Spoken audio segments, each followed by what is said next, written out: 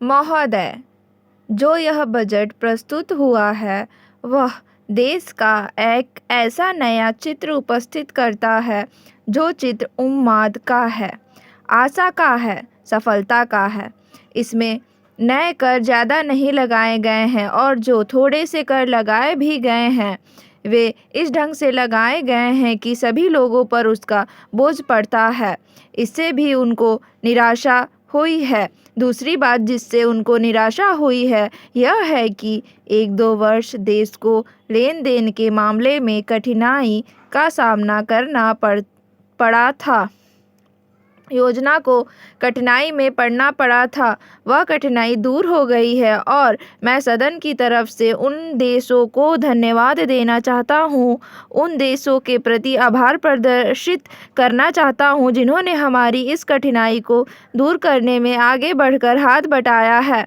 मेरे मित्रों को इससे निराशा हुई है कि विदेशी सहायता बहुत ज़्यादा और तेज़ी से पहुंच रही है और हमारी जो कठिनाई दूर हो गई है इससे उनको परेशानी हुई। कम्युनिस्ट इसलिए भी परेशान हैं कि पिछले 1-2 वर्षों में देश की पैदावार बहुमुखी ढंग से बढ़ी है, औद्योगिक पैदावार बढ़ी है। यह उनके लिए निराशा का कारण बना है।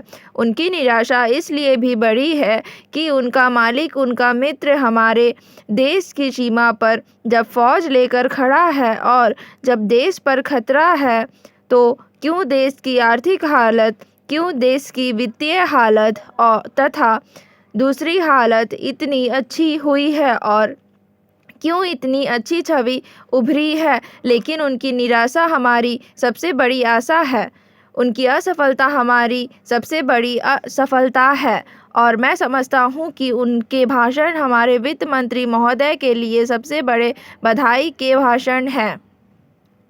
2-3 और चीज़ों की ओर मैं आपका ध्यान दिलाना चाहता हूँ, उनकी ओर दूसरे माननीय सदस्यों ने भी आपका ध्यान दिलाया है, हमारी सरकार का ध्यान भी उस ओर गया है, लेकिन मैं समझता हूँ कि उन पर और अधिक ध्यान देने की आवश्यकता है।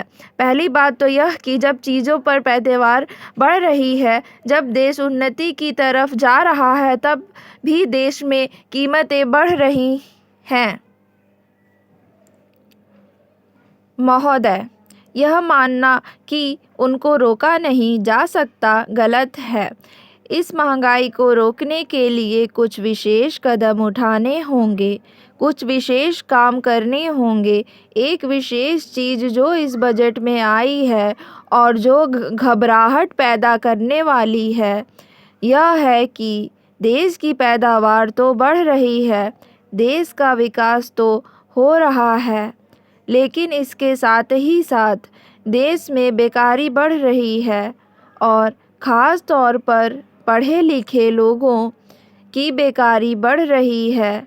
लोगों का बेकार होना खतरनाक चीज़ है।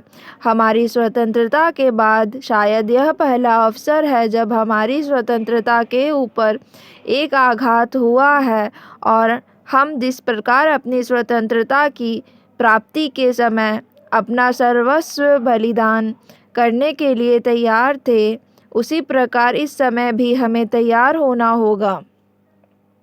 माननीय प्रधानमंत्री जी के मत से मैं सर्वथा सहमत हूँ कि यह एक ऐसा अवसर है जिस अवसर पर कि इस देश की प्रतिनिधि संस्था जो यह लोकसभा है उसे इस संबंध में अपनी स्पष्ट राय देनी है और उस राय को देने के बाद हमें उस राय के अनुसार सरकार जो भी कार्रवाई करे उसमें सरकार को पूरा सहयोग भी देना है। प्रजातंत्र में प्रजा के पूर्ण सहयोग के बिना काम नहीं चल सकता, चाहे वह कोई काम हो, छोटा काम हो या बड़ा काम हो। फिर यह तो हमारी स्वतंत्रता की रक्षा का प्रश्न है और ऐसे अवसर पर प्रजातंत्रवादी राष्ट्र को उसकी सारी प्रजा को सरकार के साथ सहयोग के लिए तैयार रहना चाहिए। मैंने यह बात कई बार कही है और मैं फिर इसे दोहराना चाहता हूँ कि अनेक ऐसी बातें हैं जिनमें कि भिन्न भिन्न राजनीतिक दलों के होते हुए भी सब राजनीतिक दल मिलजुल कर काम कर सकते हैं। यह एक ठीक इसी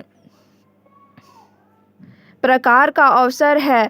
मैं अपने प्रधानमंत्री जी की वैदेशिक नीति का बड़ा भारी समर्थक रहा हूँ और कल इस सदन में इस संबंध में जो बहस हुई उससे भी यह पूरा परिणाम निकाला जा सकता है कि जहाँ तक हमारी वैदेशिक नीति के सिद्धांतों का संबंध है, वहाँ तक इस सदन का कोई दल, इस सदन का कोई भी सदस्य उन सिद्धांतों के विरुद्ध नहीं है। कल मैंने बड़े ध्यान से अपने साम्यवादी दल के नेता का भाषण सुना। उन्होंने यह कहा कि मूल प्रश्न हमारी मूल नीति के समर्थन का है।